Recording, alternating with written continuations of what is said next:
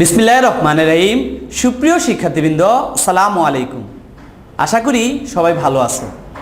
Banasree national ideal স্কুলের home স্কুলিংয়ের পক্ষ থেকে আমি মোহাম্মদ কামরুজ্জামান রনি সবাইকে শুভেচ্ছা ও স্বাগত জানিয়ে শুরু করছি আমার আজকের ক্লাস। আজ আমি অষ্টম শ্রেণীর শিক্ষার্থীদের জন্য পাটিগণিতের একটি গুরুত্বপূর্ণ টপিকস অধ্যায় ৩ পরিমাপ নিয়ে আলোচনা করব। শিক্ষার্থী বন্ধুরা, তোমরা জানো এর আগে আমি পরিমাপের উপর ক্লাস নিয়েছিলাম। আমি বার্ষিকের সিলেবাসের পাটিগণিতের সম্পূর্ণ অংশটি আমি দেখাবো। এর আগে আমার ক্লাস হয়েছিল 4টি, আজ আমার পঞ্চম ক্লাস, অর্থাৎ অষ্টম শ্রেণীর আজ পর্ব 5। এটা হচ্ছে আমার ক্লাস। আর অষ্টম শ্রেণীর শিক্ষার্থীদের জন্য এর আগে 16টি ক্লাস হয়েছে, আজ 17 নাম্বার ক্লাস। যেহেতু ক্লাস নাম্বার 17 আর গণিতে আমরা প্রতিদিনই SW দিয়ে থাকি, তাই আমাদের বাড়ি কাজ নাম্বারও হবে 17। প্রথমে আমি বলে নেই, আজ আমি তোমাদের বাড়ি কাজ হচ্ছে CW to SW, অর্থাৎ বোর্ডে আমি আজ মেন বইয়ের পাঠ্য বইয়ের কিছু অঙ্ক দেখাবো, সেগুলোই তোমরা আগামী দিন বাড়ি কাজ করবে এবং সেটা রবিবার জমা দেবে। তো বন্ধুরা চলো আর কথা না বাড়িয়ে শুরু করি। আজ আমি তোমাদেরকে যে অঙ্কগুলা দেখাবো, যেহেতু আমি পাঠ্য বইয়ের অঙ্কগুলো দেখাবো, ভালো হয় তোমরা বইটা যদি সাথে নিয়ে নাও। তোমাদের বইয়ের অনুশীলনী 3-এর 21 নাম্বার অঙ্কটা সবাই একটু বই খুলে দেখতে পারো।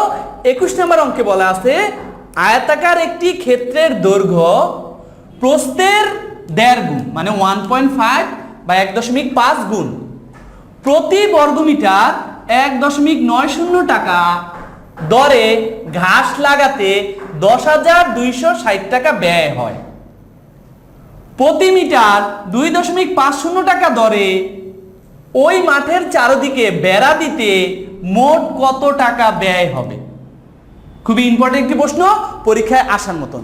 তো চলো প্রথমে আমরা যেটা লিখব 21 নাম্বার দিয়ে, যে প্রতি বর্গমিটার 1.9 টাকা দরে ঘাস লাগাতে মোট এত টাকা খরচ হয়। যেহেতু টাকাটা দেওয়া আছে, আমি এই টাকাটা দিয়ে মাঠের ক্ষেত্রফলটা বের করে আনবো। কিভাবে লিখব যে 1.90 টাকা খরচ হয় 1 বর্গমিটারে। আমি বর্গমিটারটা পরে লিখলাম, কেন? এই ক্ষেত্রফলটা আমি বের করব। সুতরাং 1 টাকা খরচ হয়, অবশ্যই কম হলে ভাগ হয়, উপরে 1 নিচে 1.90 এত বর্গমিটার। আর আমার মোট টাকা হচ্ছে 10,260 টাকা। এত টাকা খরচ হবে, অবশ্যই বেশি, 1-এর সাথে গুণ হবে 10,260, আর নিচে 1.90 এত বর্গমিটার যা আছে তাই। তোমরা জানো 1 দিয়ে 10,260কে গুণ করলে এটাই হবে। এখন কাজ হচ্ছে ক্যালকুলেটারে 10,260কে 1.90 দিয়ে ভাগ করবে। ক্যালকুলেটার তোমাদেরকে দেখাবে 5,400 বর্গমিটার। আমি পেয়ে গেলাম আমার আয়তাকার সেই ক্ষেত্রের ক্ষেত্রফলটা। এই 5,400 বর্গমিটারের জন্য তার মোট 10,260 টাকা খরচ ছিল। পেলাম আমি একভাবে ক্ষেত্রফল। এবার আসো, প্রশ্নে আমার আরেকটা অংশ দেওয়া আছে যে ক্ষেত্রের দৈর্ঘ্য প্রস্থের 1.5 গুণ। তাহলে আমি প্রস্থটা ধরবো, যেহেতু দৈর্ঘ্য প্রস্থের 1.5 গুণ, আমি লিখবো ধরি আয়তাকার ক্ষেত্রের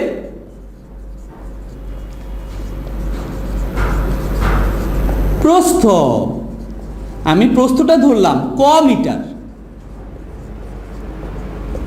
তাহলে সুতরাং আয়তাকার ক্ষেত্রের দৈর্ঘ্য, আমার দৈর্ঘ্য হবে 1.5 এত মিটার।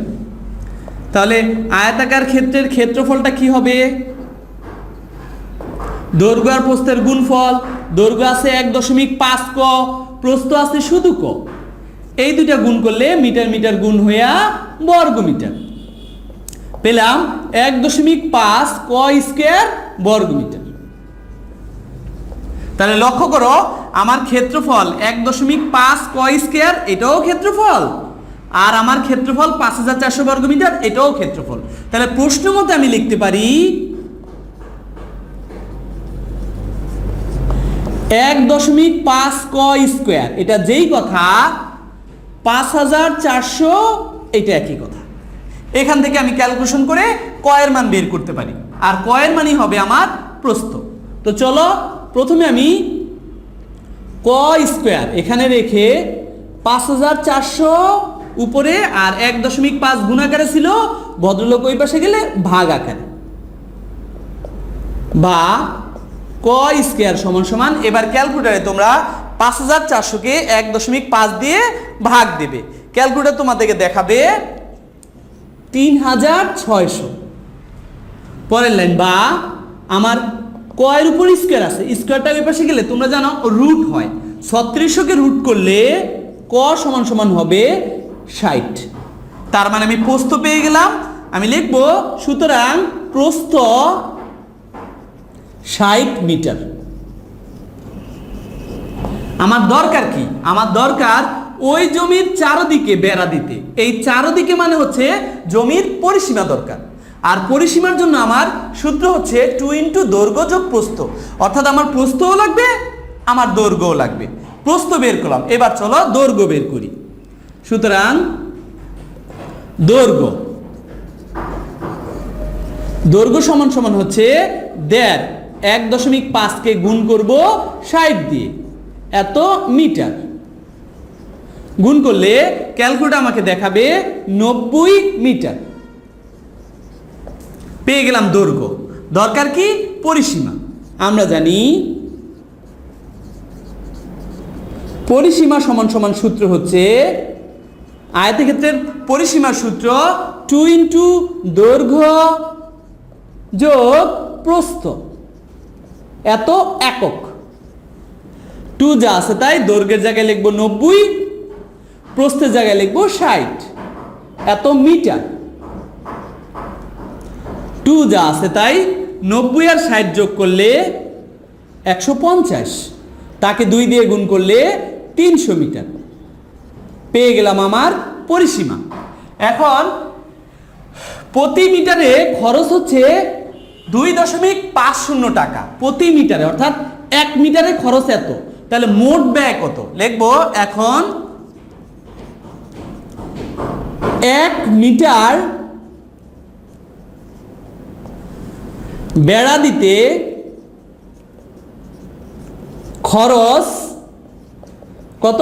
প্রশ্নে বলা আছে 2.50 টাকা, 2.5 টাকা খরচ হয়। তাহলে সুতরাং আমার মোট চারদিকে পরিসীমাটা হচ্ছে 300 মিটার। 300 মিটার বেড়া দিতে অবশ্যই খরচটা বেশি হবে, বেশি হলে গুণ করতে হয়। এই 2.50-কে আমি গুণ করব 300 দিয়ে, তাহলে আমার মোট ব্যয়টা বের হয়ে যাবে, অর্থাৎ এটাই হবে আমার উত্তর। তাহলে চলো গুণটা করি। 750 টাকা। ক্যালকুলেটর তোমাদেরকে দেখাবে 750 টাকা। উত্তর 750 টাকা। শিক্ষার্থী বন্ধুরা, আশা করি তোমরা 21 নম্বর অঙ্কটি বুঝেছ। চলো এবার আজকের পরের অঙ্ক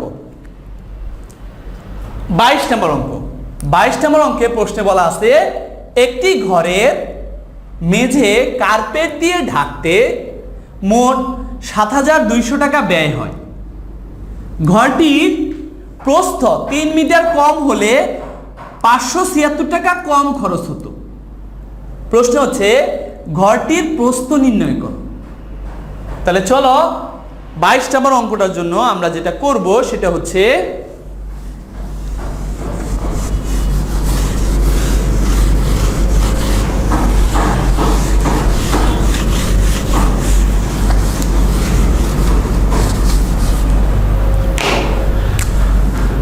নম্বরের জন্য একটি ঘরের মেঝে কার্পেট দিয়ে ঢাকতে মোট এত টাকা খরচ হয়, অর্থাৎ সম্পূর্ণ ঘরটা মেঝে কার্পেট দিয়ে ঢাকতে এই টাকা খরচ হয়।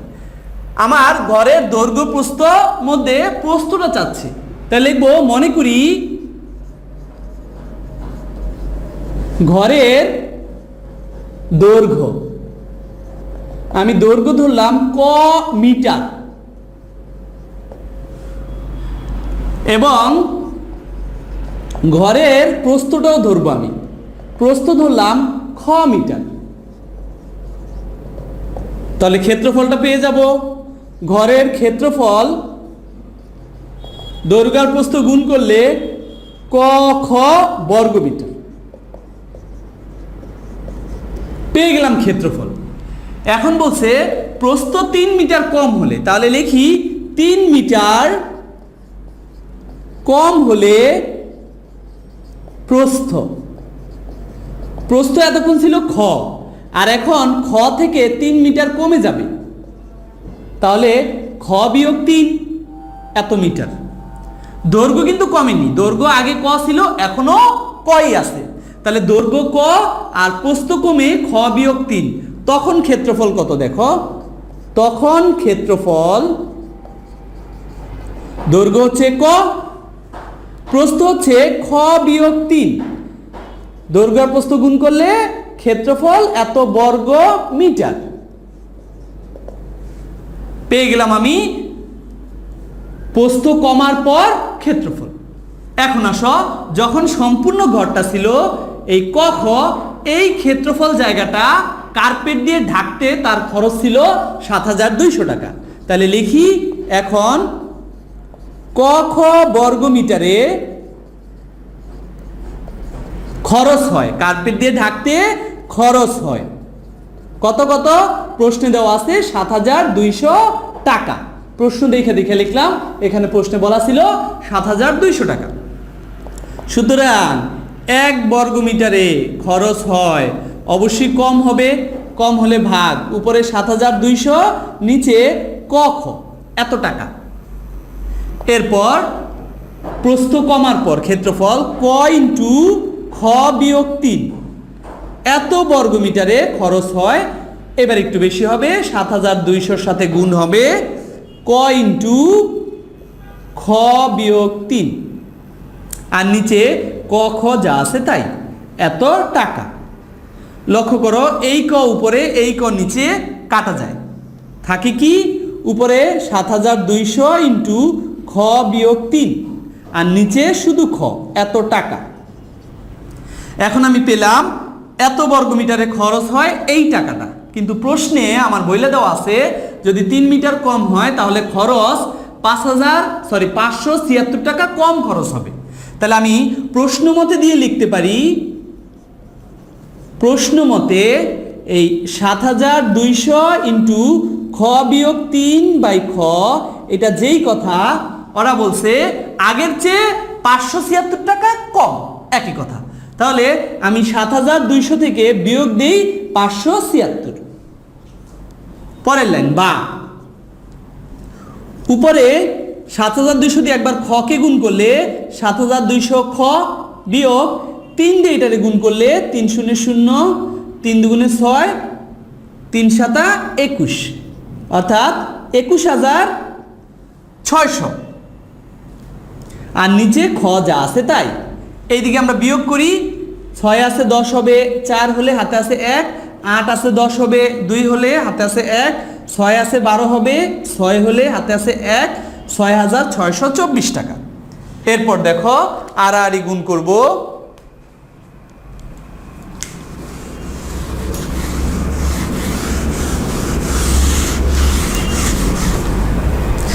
আড়াআড়ি গুণ করলে আমরা পাবো, বা এটা নিচে মনে মনে 1 আছে, 1 দিয়ে এটারে গুণ করলে উপরে যা আছে তাই থাকবে, 7200 খ বিয়োগ 21600 বিয়োগ 21600 সমান, এই পাশে 6624 কে নিচের খ দিয়ে গুণ করলে 6624 খ।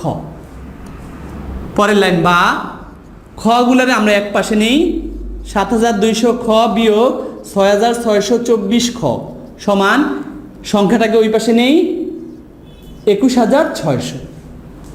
এখন বিয়োগ করতে পারবো, 7200 থেকে 6624 করলে বিয়োগ করলে ক্যালকুলেটর আমাকে দেখাবে 3 আছে 10 হবে, 7 হলে হাতে আছে 1, 7 আছে 12 হবে, 5 হলে 576 খ, সাথে 21600 যা আছে তাই, বা খ সমান সমান 576 খ এর সাথে গুণাকারে ছিল, ওই পাশে গেলে ভাগ হবে, উপরে 21600 নিচে 576, সুতরাং খ সমান সমান, এখন আমরা ক্যালকুলেটরে ভাগ করব, ভাগ করলে ক্যালকুলেটর আমাকে দেখাবে 37.5।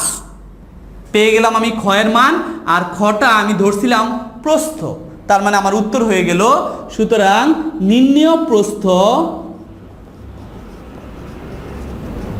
37.5 এত মিটার।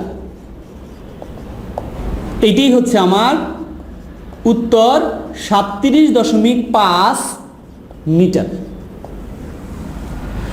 শিক্ষার্থী বন্ধুরা, আশা করি তোমরা বুঝেছো। তারপরও আজকের অঙ্কে যদি কোথাও কোনো সমস্যা হয়, আমি তোমাদেরকে অনুরোধ করব, এখানে আমার মোবাইল নাম্বার দেওয়া আছে, তোমরা চাইলে এখানে ফোন দিতে পারো। আমি চেষ্টা করব তোমাদের যে কোনো সমস্যার সমাধান করতে। আর তোমাদের বাড়ির কাজটা আরেকবার মনে করে দিই, আজকে আমি যে দুইটি অঙ্ক করলাম সেটাই হবে আগামী দিনের বাড়ির কাজ, CW2 SW। আর যাওয়ার আগে তোমাদের জন্য কিছু পরামর্শ, সামনে তোমাদের পরীক্ষার কথা অবশ্যই মাথায় রাখবে। বার্ষিক পরীক্ষা তোমাদের হবেই, বার্ষিক বলতে তোমাদের টেস্ট, যেটা উত্তীর্ণ হয়ে তোমরা JSC পরীক্ষা দেবে আর পূর্ণ প্রিপারেশন নেবে। আশা করি তোমরা JSC পরীক্ষায় ভালো একটি রেজাল্ট করবে।